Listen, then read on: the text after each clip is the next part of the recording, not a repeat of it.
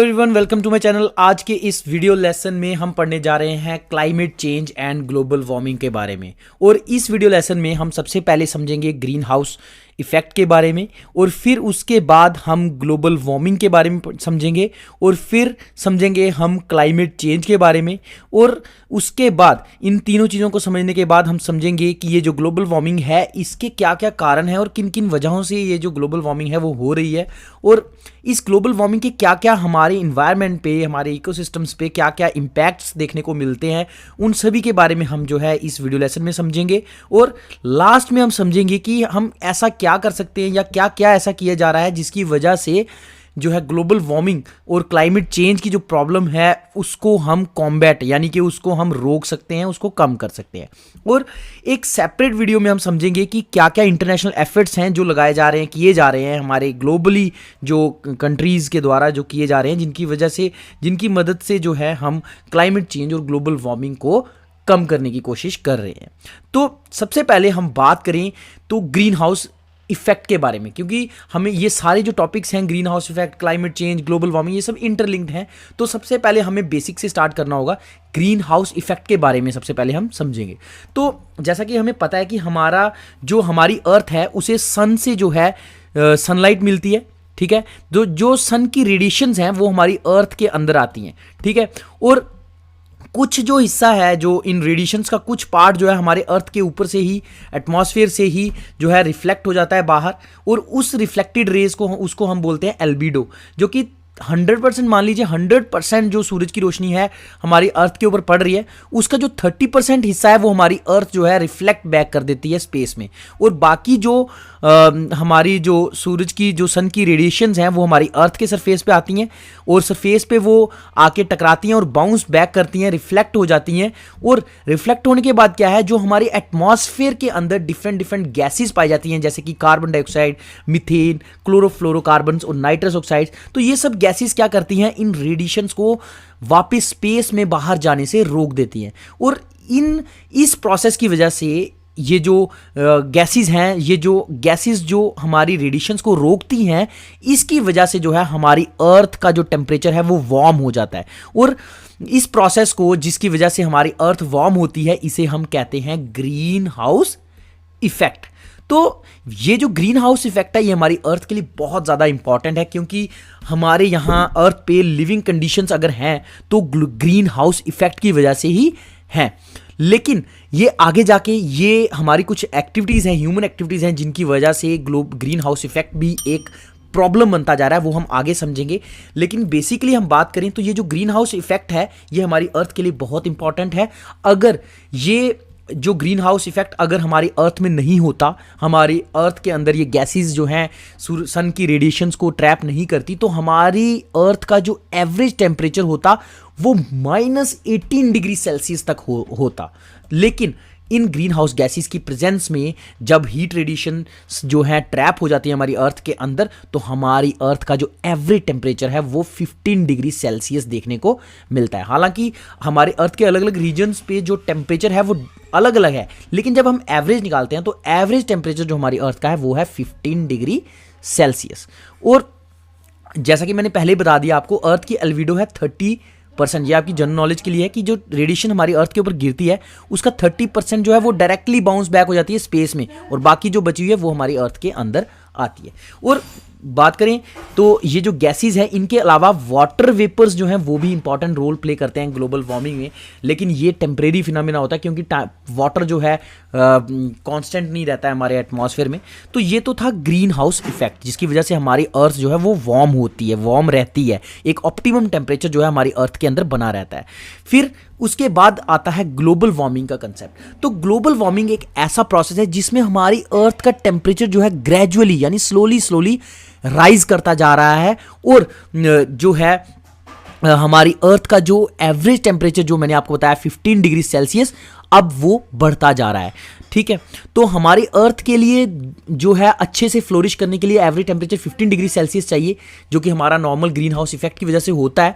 लेकिन क्या हो रहा है कि ह्यूमन एक्टिविटीज की वजह से जो है ग्रीन हाउस गैसेज की कंसंट्रेशन जो है हमारी अर्थ के अंदर वो इंक्रीज होती जा रही है, और इंक्रीज होने की वजह से क्या है, जो रेडिएशंस हैं वो ज्यादा से ज्यादा हमारी अर्थ के अंदर ट्रैप होती जा रही हैं। और अगर ज्यादा रेडिएशंस, हीट रेडिएशंस जो है, इंफ्रारेड रेडिएशंस जो हमारी अर्थ के अंदर अगर ज्यादा ट्रैप होंगी तो हमारी अर्थ का जो टेम्परेचर है वो भी इंक्रीज होना शुरू हो जाता है। ठीक है। तो क्या है, ह्यूमन एक्टिविटीज की वजह से जो ग्रीन हाउस गैसेज हैं वो हमारी अर्थ के अंदर इंक्रीज होती जा रही हैं, और हमारी अर्थ का जो टेम्परेचर है, हमारा जो अर्थ है एज जो हमारी अर्थ है यहाँ, या हमारा जो ग्लोब है वो गर्म होता जा रहा है, ज्यादा पहले से ज्यादा गर्म होता जा रहा है।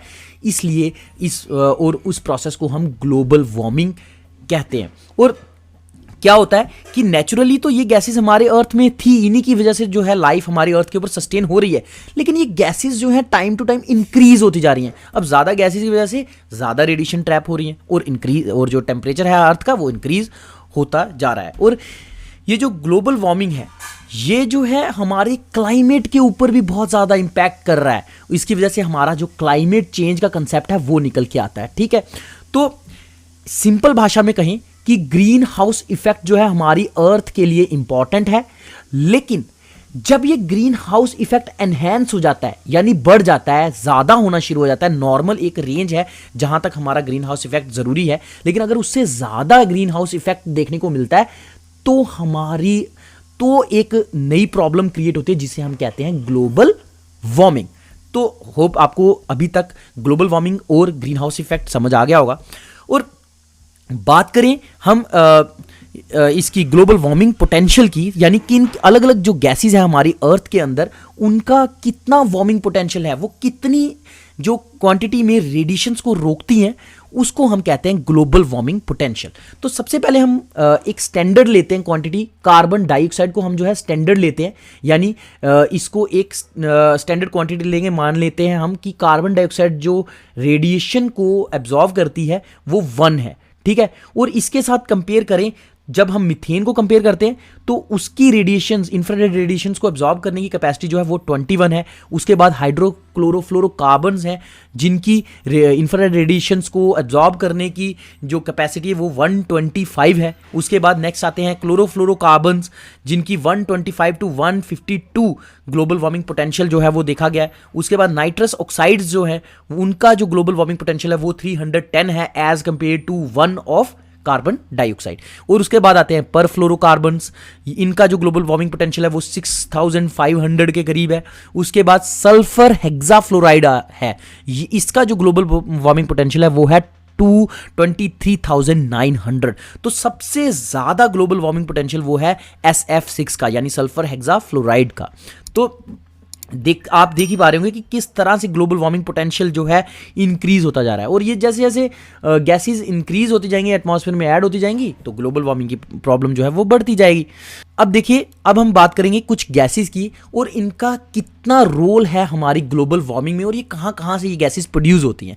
तो बात करें, सबसे पहले आती है कार्बन डाइऑक्साइड, जो कि हमारी ग्लोबल वार्मिंग में 60% रोल प्ले करती है, यानी 60% तक जो कंट्रीब्यूशन है ग्लोबल वार्मिंग का या ग्रीन हाउस इफेक्ट का वो कार्बन डाइऑक्साइड का है। और ये जो कार्बन डाइऑक्साइड है, जब हम फॉसिल फ्यूल्स बर्न करते हैं, डिफॉरेस्टेशन करते हैं, रेस्पिरेशन वगैरह से जो कार्बन डाइऑक्साइड है वो रिलीज होती है, इंडस्ट्रियल एक्टिविटीज से जो है कार्बन डाइऑक्साइड हमारी अर्थ पे रिलीज होती है। ठीक है। उसके बाद सेकंड नंबर पे आती है मीथेन।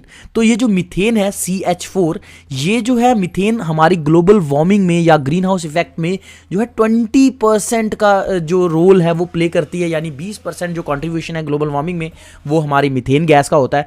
और ये मेजरली जो मीथेन गैस है ये anaerobic decomposition of organic wastes के प्रोसेस से जो है प्रोड्यूस होती हैं। जब हमारा बायोमास जब डिकम्पोज होता है, तब बर्न होता है, तो हमारी जो मीथेन है प्रोड्यूस होती है। ऑयल और कोल के बर्निंग के ऑयल और कोल का जब प्रोडक्शन प्रोसेस होता है तो जो मीथेन हमारी अर्थ के सरफेस के नीचे ट्रैप होती है वो भी रिलीज होती है। और वेटलैंड्स जो हैं, यहाँ पर तो आपको पता ही है मार्शी एरियाज में मीथेन जो है वो प्रोड्यूस होती है। और एनिमल्स के गट्स में जो है, रूमिनेंट्स जो होते हैं उनके गट्स में भी जो है मीथेन प्रोड्यूस होती है, तो वो भी कंट्रीब्यूट करती है कुछ हद तक। ठीक है। तो अब नेक्स्ट आता है क्लोरोफ्लोरोकार्बन्स। तो जो ग्रीन हाउस क्लोरोफ्लोरोकार्बन्स हैं ये ग्लोबल वार्मिंग में 14% रोल प्ले करते हैं, और ये हमारे रिलीज होते हैं रेफ्रिजरेंट से, सॉल्वेंट से, एरोसोल प्रोपेलेंट से, फोम पैकेजिंग से। तो ये सब जो है एक्टिविटीज़ हैं जो हमारी क्लोरोफ्लोरोकार्बन्स के एमिशन को कंट्रीब्यूट करती हैं। नेक्स्ट आता है नाइट्रस ऑक्साइड। तो नाइट्रस ऑक्साइड्स जो हैं वो 6% ग्लोबल वार्मिंग को कंट्रीब्यूट करते हैं, और ये हमारे फर्टिलाइजर्स और फॉसिल फ्यूल कंबशन से जो है नाइट्रस ऑक्साइड जो है हमारी प्रोड्यूस होती है। फिर नेक्स्ट आती है ओजोन, जो कि ट्रेसिस में पाई जाती है, और इसका जो रोल है वो भी ट्रेसिस में है। लेकिन ये क्या है, ये कहाँ से प्रोड्यूस होती है, जब हमारे इन्वायरमेंट में फोटोकेमिकल रिएक्शंस होती हैं वहाँ पे जो है ओजोन गैस जो है प्रोड्यूस होती है। उसके बाद आता है कार्बन मोनोऑक्साइड। कार्बन मोनोऑक्साइड भी ट्रेसिस में जो है हमारे इन्वायरमेंट में पाई जाती है, जो कि फॉसिल फ्यूल्स के बर्निंग से, बायोमास के कंबशन से, ये जब भी बायोमास इनसफिशिएंट ऑक्सीजन की सप्लाई में बर्न करेगा तो हमारी कार्बन मोनोऑक्साइड जो है वो प्रोड्यूस होती है। अब नेक्स्ट बात करें ग्लोबल वार्मिंग की। तो ये जो ग्लोबल वार्मिंग है ये क्या करती है, हमारे क्लाइमेट चेंज को ड्राइव करती है, यानी कि ग्लोबल वार्मिंग से ही जो है क्लाइमेट चेंज होता है। और जैसे कि हम जानते हैं कि हमारा प्लेनेट डे टू डे जो है वार्म होता जा रहा है, गर्म होता जा रहा है, और नॉर्थ पोल से साउथ पोल की तरफ जो है हीट जो है वो बढ़ती जा रही है, क्योंकि ज़्यादा जो हमारे कॉन्टिनेंट्स हैं वो नॉर्थ पोल पे हैं। तो ये जो है यहाँ से जो हीट है या ग्लोबल वार्मिंग जो वार्मिंग है वो नॉर्थ टू साउथ जो है मूव करती जा रही है। ठीक है, हीट जो है वार्मनेस जो गर्मी है वो हमारे नॉर्थ पोल से साउथ पोल की तरफ मूव कर रही है।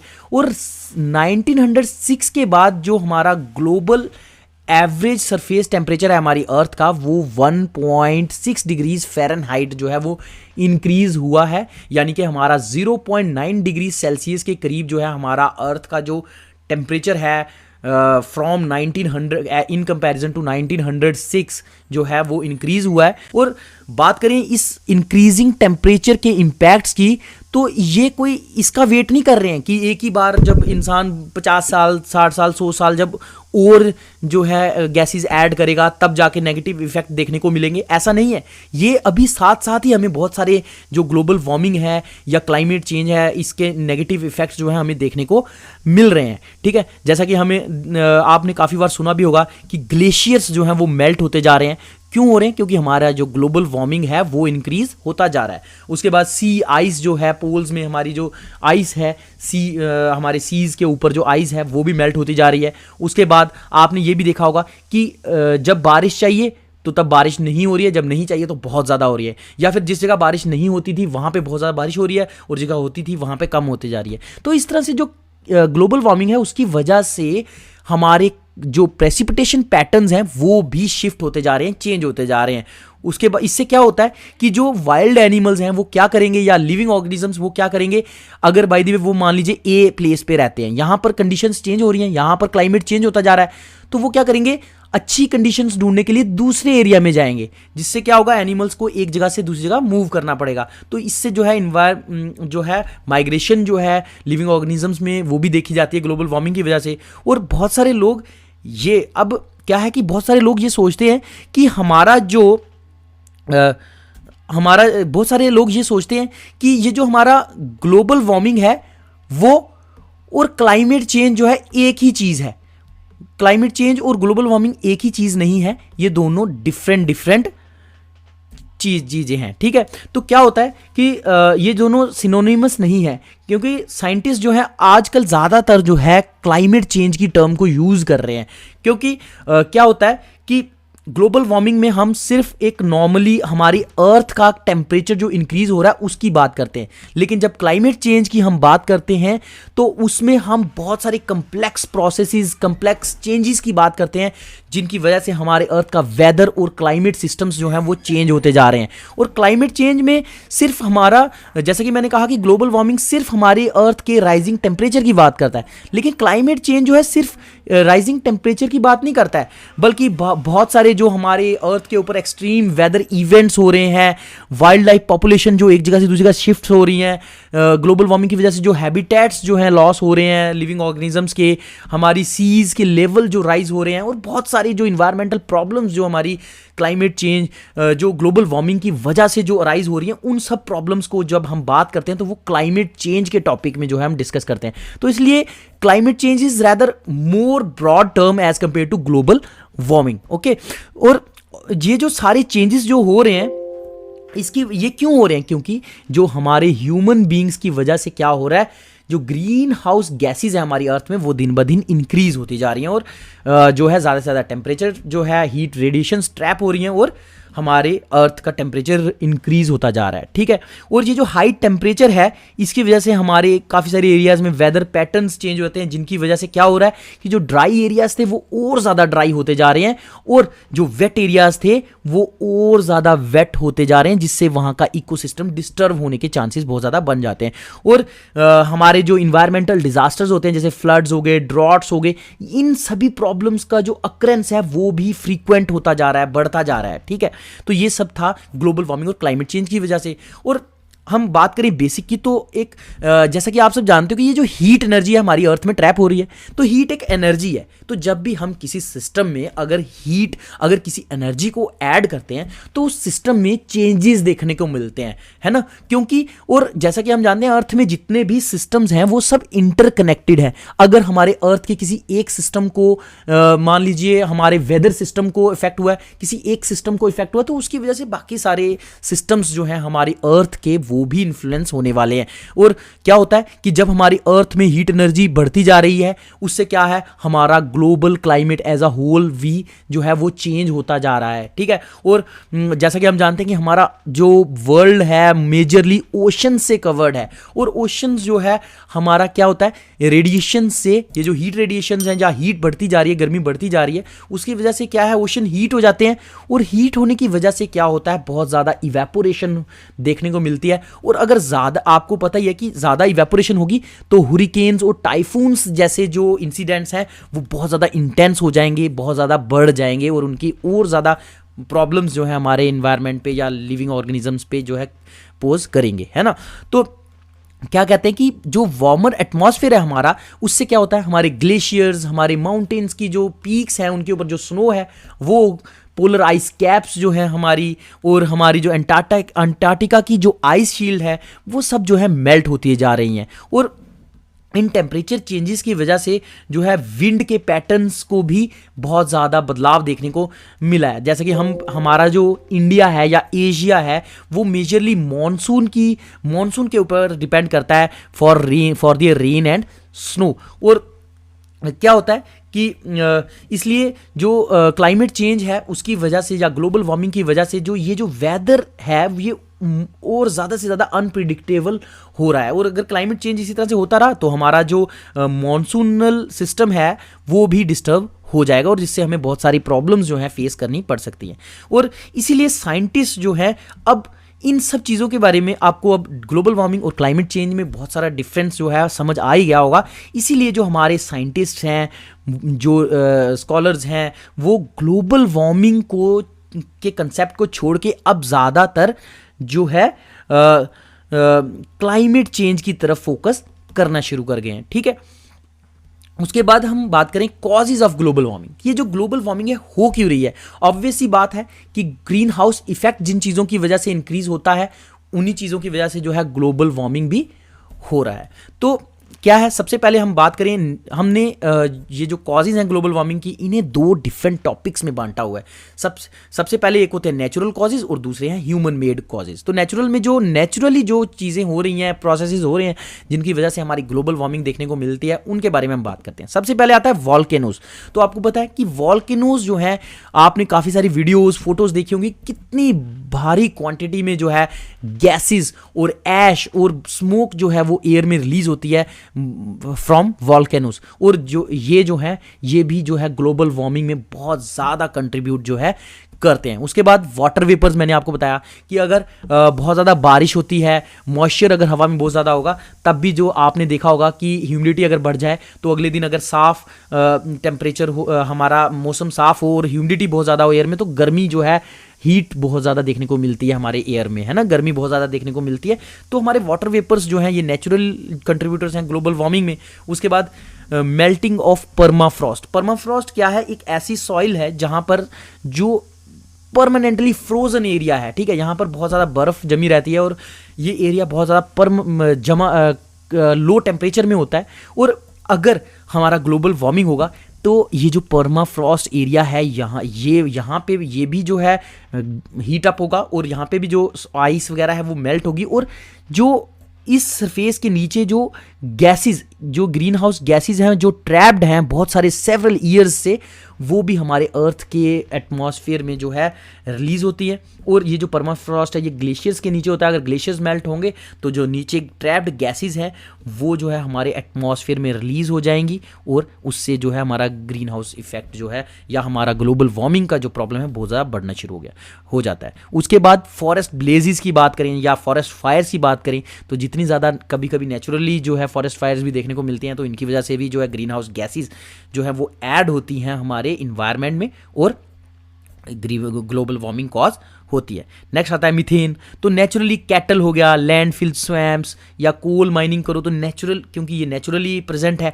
ये भी जो है, या फिर पेट्रोलियम एक्सट्रैक्ट करो तो तब भी जो है मीथेन जो है हमारी एयर में रिलीज होती है और ये भी ग्लोबल वार्मिंग का एक कारण बन सकती है। अब नेक्स्ट आता है man made causes of global warming. तो मैन मेड कॉजेज सिंपल सी बात है, इसको ज़्यादा डिस्कस नहीं करेंगे। ये डिफॉरेस्टेशन है, हम ज़्यादा से ज़्यादा पेड़ जो है काटेंगे, जंगल काटेंगे तो क्या होगा, जंगल जो है, फॉरेस्ट जो है वो हमारे जो है कार्बन सिंक का काम करते हैं, यानी कार्बन डाइऑक्साइड इसमें सिंक हो जाती है, यानी ये कार्बन डाइऑक्साइड को एब्जॉर्ब करते हैं और ऑक्सीजन रिलीज करते हैं। तो अगर डिफॉरेस्टेशन से जंगल खत्म हो जाएंगे तो हमारी जो है ग्लोबल वार्मिंग भी जो है दिन ब दिन बढ़ती जाएगी। उसके बाद नेक्स्ट है व्हीकल्स। और व्हीकल्स क्या है, ज़्यादा से ज़्यादा जैसे जैसे हमारी जो इंडस्ट्रियलाइजेशन, ग्लोबलाइजेशन या मॉडर्नाइजेशन होती जा रही है, लोग डेवलप्ड होते जा रहे हैं, हमारी कंट्री डेवलप्ड होती जा रही है, तो हमारे यहाँ लोगों की फाइनेंशियल कंडीशंस भी अच्छी होती जा रही हैं। उससे क्या है, हर बंदा व्हीकल्स खरीद रहा है, गाड़ियाँ खरीद रहा है, पर्सनल व्हीकल्स खरीद रहा है, और उससे क्या है, एमिशंस बहुत ज़्यादा बढ़ते जा रहे हैं, और एमिशंस बढ़ने से जो है ग्लोबल वार्मिंग जो है वो होती जा रही है, ठीक है। और ये व्हीकल्स वगैरह हैं, ऑब्वियसली बात है, यहाँ पे फॉसिल फ्यूल्स बहुत ज़्यादा यूज़ होते हैं व्हीकल्स को रन करने में, तो ये जो है जब एमिट करते हैं कार्बन डाइऑक्साइड और टॉक्सिन, बाकी टॉक्सिन जो एटमॉस्फेयर में ऐड होते हैं, और उससे क्या है ग्लोबल वार्मिंग इंक्रीज होती है। नेक्स्ट आता है क्लोरोफ्लोरोकार्बन्स। और जब अब पता है कि जैसे जैसे एयर कंडीशनर्स का यूज़, रेफ्रिजरेटर्स का यूज़ जो है बहुत ज़्यादा बढ़ता जा रहा है, जिसकी वजह से क्या हो रहा है, क्लोरोफ्लोरोकार्बन्स जो है वो इन्वायरमेंट में ऐड होते जा रहे हैं, और ये जो क्लोरोफ्लोरोकार्बन्स हैं हमारे एटमॉस्फेयर में जो हमारी गुड ओजोन है, स्ट्रेटोस्फेरिक ओजोन है, उसे इफेक्ट करते हैं, उस लेयर को वीक कर रहे हैं, थिन कर रहे हैं, जिसकी वजह से जो है ज़्यादा से ज़्यादा रेडिएशंस जो है हमारी अर्थ में आ रही हैं सरफेस पे, और क्या है, हमारे अर्थ की जो हीटिंग वो हो रही है, और मेजरली जो हार्मफुल अल्ट्रावायलेट रेडिएशंस हैं वो जो है हमारे अर्थ के सरफेस पे आ जाएंगी अगर ओजोन लेयर डिप्लीट होगी, और उससे बहुत सारे जो प्रॉब्लम्स हैं ओजोन लेयर अल्ट्रावायलेट रेडिएशंस की वजह से जो है वो देखने को मिल सकती हैं, और इससे जो है टेम्परेचर भी हमारे अर्थ का इंक्रीज़ होगा। उसके बाद इंडस्ट्रियल डेवलपमेंट जो है वो बढ़ती जा रही है, होती जा रही है, उसकी वजह से क्या हो रहा है कि हार्मफुल गैसेस जो हैं वो एमिट होती जा रही हैं हमारे एटमॉस्फेयर में, जिससे टेम्परेचर इंक्रीज़ हो रहा है, ठीक है। 2013 में intergovernmental panel for climate change ने एक रिपोर्ट पब्लिश की, जिसमें उन्होंने लिखा था कि 1880 से अगर हम 2012 को कंपेयर करें तो 0.9 डिग्री सेल्सियस जो टेम्परेचर है हमारी अर्थ का इंक्रीज हो गया है। और अगर हम प्री इंडस्ट्रियल टेम्परेचर की बात करें, यानी इंडस्ट्रीज़ के होने से पहले की बात करें, तो उसके कंपैरिजन में बात करें तो आज 1.1 डिग्री सेल्सियस तक जो टेम्परेचर है वो जो है बढ़ चुका है, ठीक है। और हमारे जो एग्रीकल्चर, अब नेक्स्ट आता है एग्रीकल्चर एक्टिविटीज़। तो बहुत सारी एग्रीकल्चरल एक्टिविटीज़ हैं, बहुत ज़्यादा मैकेनाइजेशन हो रहा है हमारी एग्रीकल्चर का, जिसकी वजह से बहुत ज़्यादा फॉसिल फ्यूल बर्न हो रहा है और कार्बन डाइऑक्साइड और बाकी जो मीथेन गैसेस वगैरह भी हमारी एग्रीकल्चर से जो है रिलीज़ होती हैं। जब जैसे पैडी फील्ड्स है, यहाँ से बहुत ज़्यादा पैडी फील्ड्स में से जो है मीथेन रिलीज़ होती है हमारी एयर में, जो कि हमारी ग्लोबल वार्मिंग को कंट्रीब्यूट करती है और हमारे अर्थ का टेम्परेचर इंक्रीज़ करती है। उसके बाद सबसे मेजर प्रॉब्लम तो ओवर पॉपुलेशन की है, क्योंकि पॉपुलेशन बढ़ती जा रही है, डिमांड बढ़ती जा रही है नेचुरल रिसोर्सेज की डिमांड अगर बढ़ती जाएगी और नेचुरल रिसोर्स ज़्यादा से ज़्यादा यूज़ करेंगे तो हमारी जो है कार्बन डाइऑक्साइड जो है ओवर पॉपुलेशन बढ़ने की वजह से जो है कंजप्शन बढ़ेगा और कार्बन डाइऑक्साइड ज़्यादा से ज़्यादा प्रोड्यूस होगी और हमारी ग्लोबल वार्मिंग को कंट्रीब्यूट करेगी।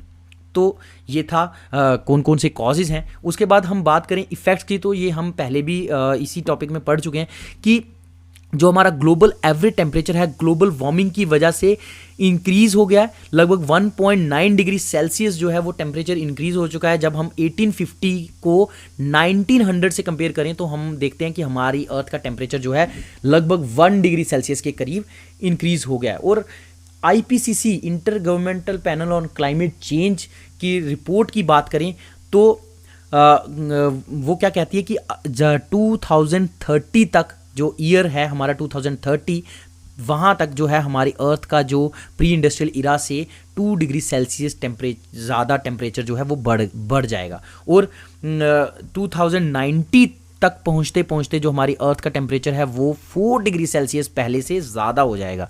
और साथ ही साथ ग्लोबल वार्मिंग से क्या होगा, ग्लेशियर्स हमारे मेल्ट हो जाएंगे, पोलर आइस कैप्स मेल्ट हो जाएंगे, जिससे क्या होगा कि सी लेवल जो हमारा बढ़ जाएगा और अभी तक 8 से 9 इंचेस तक जो है हमारा सी लेवल जो है वो ऑलरेडी इंक्रीज़ हो चुका है। ठीक है। और साथ ही साथ एक और बात है कि अगर टेम्परेचर बढ़ेगा तो वाटर भी जो है थर्मली एक्सपैंड होगा। वाटर जब हीट होता है वो एक्सपैंड होता है तो उससे भी जो है सी लेवल राइज होगा।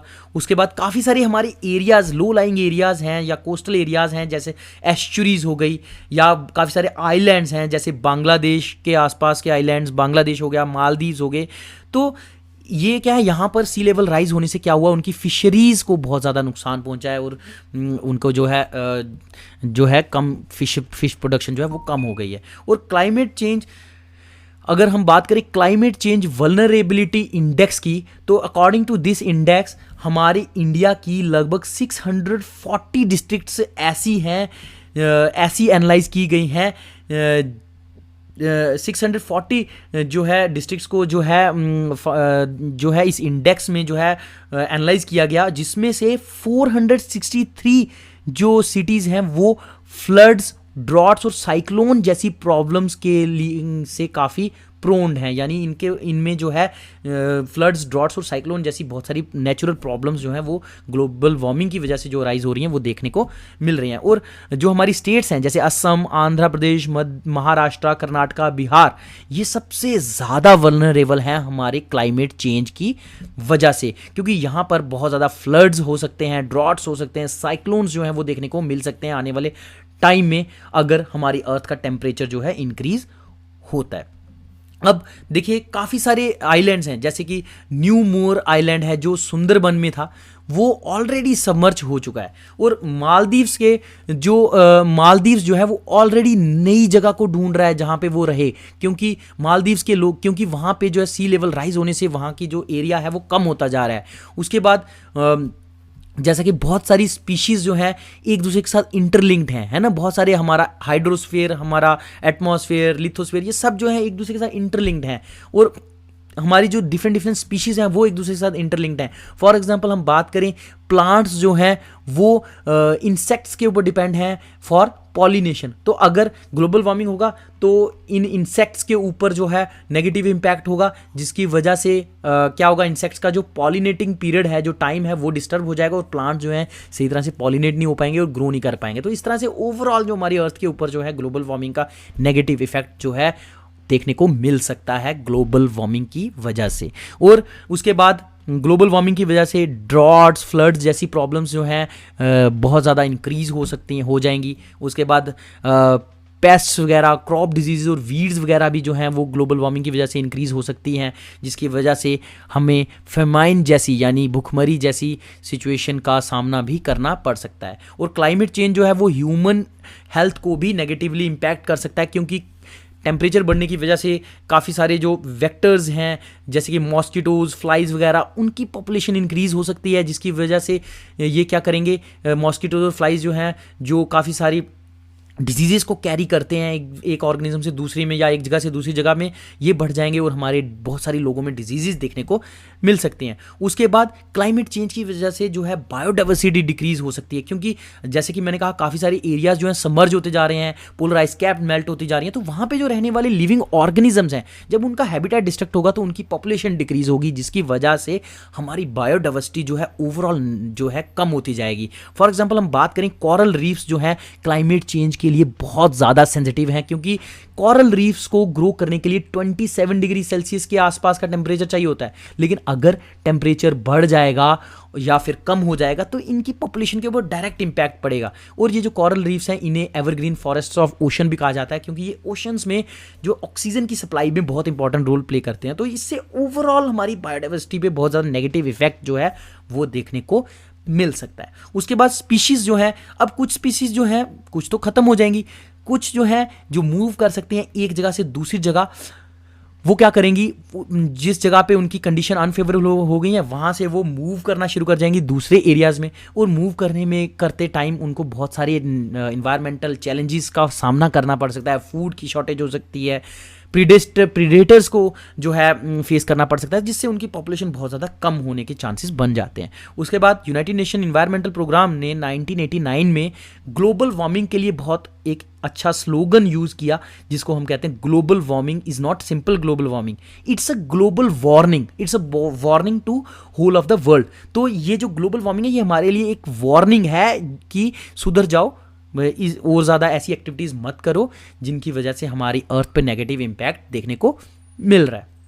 उसके बाद बात करें तो ग्लोबल वार्मिंग की कौन सी कंट्रीज़ हैं हमारे इन्वायरमेंट, हमारे वर्ल्ड में जो सबसे ज़्यादा कंट्रीब्यूट करती हैं। तो जैसे चाइना है जो सबसे ज़्यादा डेवलप कर रहा है अभी, तो चाइना जो है सबसे ज़्यादा ग्लोबल वार्मिंग में जो है वो कंट्रीब्यूट करता है। उसके बाद सेकंड नंबर पे आता है यूनाइटेड स्टेट्स, जो कि देखो वर्ल्ड में जितनी भी ग्लोबल वार्मिंग हो रही है उसका 27% जो है चाइना पर कंट्रीब्यूट कर रहा है। उसके बाद 18% कंट्रीब्यूशन जो है ग्लोबल वार्मिंग में वो यूनाइटेड स्टेट्स कर रहा है। उसके बाद इंडिया का जो शेयर है ग्लोबल वार्मिंग में वो 6.8% है, और रशिया 4.86 है, जापान 3.3% जो है ग्लोबल वार्मिंग में कंट्रीब्यूट कर रहा है। तो ये तो था उसके बाद हम बात करते हैं ऐसे हम क्या मेजर्स कर सकते हैं जिनकी वजह से ग्लोबल वार्मिंग और क्लाइमेट चेंज को कम किया जा सकता है, रोका जा सकता है। तो सबसे पहला आता है एफॉरेस्टेशन, यानी ज़्यादा से ज़्यादा जंगल ग्रो करो, पेड़ मत काटो, पेड़ों को लगाओ। उससे क्या होगा, ग्लोबल कार्बन सिंक्स जो है इंक्रीज होंगी और हमारी कार्बन डाइऑक्साइड की कंसंट्रेशन एटमॉस्फेयर में कम होगी। उसके बाद हमें ऐसी इंडस्ट्रीज बनानी चाहिए, ऐसी मशीन्स बनानी चाहिए जो कि एनर्जी एफिशिएंट हो, जो कम से कम पोल्यूशन क्रिएट करें। उसके बाद क्लोरोफ्लोरोकार्बन्स का सबसे कम यूज़ करना है। ऐसी चीज़ जो जिनमें क्लोरोफ्लोरोकार्बन्स यूज़ हो रहे हैं उनको हम कम से कम यूज़ करें, तो हमारा जो CFCs हैं वो रिलीज़ नहीं कम होंगे एनवायरनमेंट में, क्योंकि हमने पहले पढ़ा है कि क्लोरोफ्लोरोकार्बन्स का कार्बन डाइऑक्साइड के कंपैरिजन में बहुत ज़्यादा जो है ग्लोबल वार्मिंग पोटेंशियल है, इसलिए हमें CFCs का यूज़ कम करना चाहिए। उसके बाद हमें अल्टरनेटिव एनर्जी सोर्सेज यानी रीन्यूएबल एनर्जी रिसोर्सेज को यूज़ करना चाहिए। हमें फॉसिल फ्यूल्स का यूज़ कम से कम करना चाहिए, ठीक है। हमें solar energy, wind energy, hydro power, इन सब एनर्जीज़ का यूज़ करना चाहिए। इन कंपैरिजन इन सब एनर्जीज़ का ज़्यादा यूज़ करना चाहिए as compare to fossil fuel. उसके बाद हमें कोल का यूज़ करने से शिफ्ट करना चाहिए नेचुरल गैस में, क्योंकि natural gas is more safe और more cleaner fuel as compare to coal, ठीक है। उसके बाद हमें सस्टेनेबल एग्रीकल्चरल प्रैक्टिसेस यूज़ करनी चाहिए जो जिनसे हमारे इन्वायरमेंट पे कम से कम इम्पैक्ट हो। उसके बाद पॉपुलेशन ग्रोथ को स्टेबलाइज करना चाहिए, जो हमारे ज़्यादा से ज़्यादा पॉपुलेशन बढ़ती जा रही है, जो दिन ब दिन पॉपुलेशन बढ़ती जा रही है, इसके ऊपर कंट्रोल करना चाहिए, ताकि हमारे इन्वायरमेंट पे जो इंक्रीजिंग डिमांड का जो प्रेशर पड़ रहा है उससे जो ग्लोबल वार्मिंग हो रही है वो भी कम हो। उसके बाद हमें ये तो सबसे गोल्डन रूल्स हैं, इनको तो हमें फॉलो करना ही करना है। रिड्यूस यानी कि ऐसी चीज़ें जिनको हम यूज़ करते हैं और जो ग्लोबल वार्मिंग कर रही हैं उनको रिड्यूस करो, उनका यूज़ जो है कम करो। उसके बाद कोशिश करो कि चीज़ को रीयूज़ किया जा सके। एक बार चीज़ लेके फेंक दो, दूसरी बार नई चीज़ खरीदोगे तो उससे ज़्यादा पोल्यूशन क्रिएट होगा।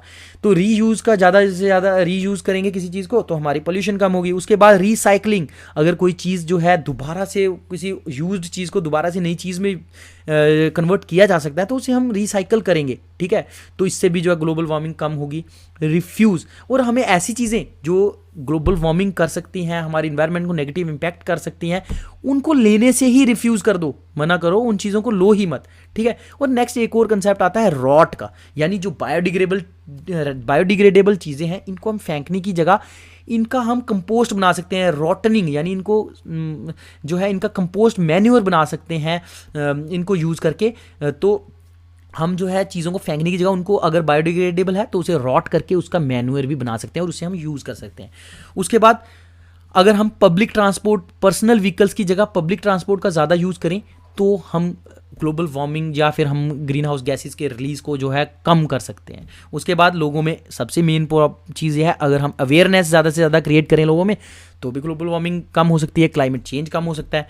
उसके बाद वाटर को बचाएं, वाटर को मिसयूज़ ना करें। उसके बाद जब कोई भी डिवाइस यूज़ में नहीं है, हमें उसका काम नहीं है तो उसे हम बंद करना चाहिए, हमें एनर्जी को वेस्ट नहीं करना चाहिए। तो ये तो था ग्लोबल वार्मिंग और क्लाइमेट चेंज का कंसेप्ट। अगर आपको समझ आया हो तो इस वीडियो को लाइक ज़रूर करें, शेयर करें और कमेंट करें कि आपको ये वीडियो समझ आई, और चैनल को सब्सक्राइब ज़रूर करें। थैंक्स।